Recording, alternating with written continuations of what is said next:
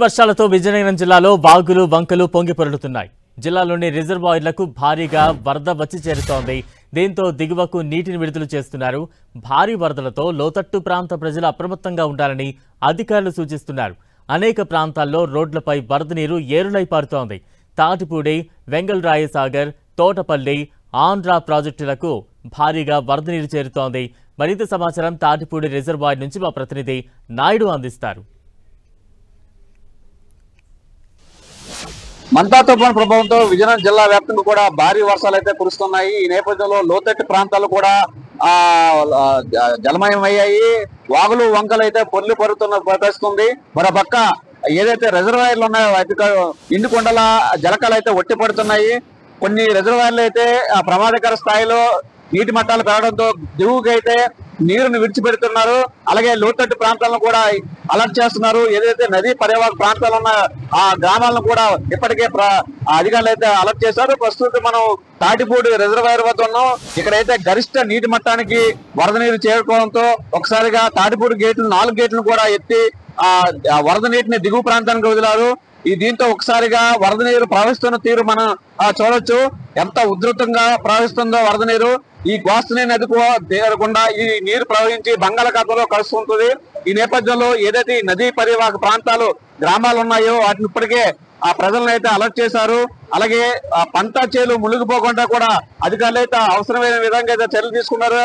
అయితే ఈ గేట్లను 4 గేట్లు కూడా ఎత్తివేయడంతో పూర్తిగా ఉధృతంగా ప్రవహిస్తుంది. దీంతో పాటు అటు ఒట్టిగడ్డ ఏదైతే పార్వతీపురం మండలం జిల్లా ఒట్టిగడ్డ రిజర్వాయర్ కూడా ఆ గేట్లు ఎత్తి కిందకి నీరుకి విడిచిపెట్టడంతో చాలా వరద నీరు కూడా రోడ్డుపై ప్రవహిస్తూ అక్కడ ప్రమాదకరంగా మారినట్లయితే సమాచారం ఉంది. అలాగే కొన్ని పంట పొలాలు కూడా ఆ ఒట్టిగడ్డ రిజర్వాయర్ వాటర్ లో తడిసిపోయినట్లయితే తెలుస్తుంది.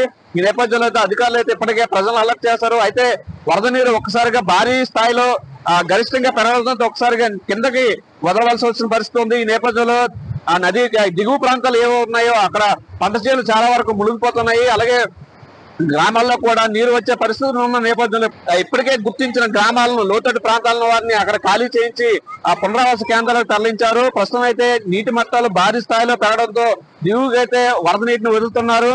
కేవలం ఒక తాటిపూడి రిజర్వాయర్ కాదు, అటు ఆంధ్ర రిజర్వాయర్, అలాగే వెంగళరాయ సాగర్ ప్రాజెక్టు, తోటపల్లి తదితర ప్రాజెక్టులను కూడా నీటిని కూడా గరిష్ట స్థాయికి నీటి మట్టాలు చేరుకోవడంతో దిగువకైతే వరద నీటిని విడిచిపెడుతున్నారు. అలాగే ఏదైతే ఈ ప్రస్తుతం అయితే వరద నీరు భారీగా చేరుకోవడం, భారీ వర్షాలు కురుస్తున్న నేపథ్యంలో అధికార యంత్రాంగం కూడా అలర్ట్ అయింది. దిగువ ప్రాంతాలను వారిని ఇప్పటికే అలర్ట్ చేశారు.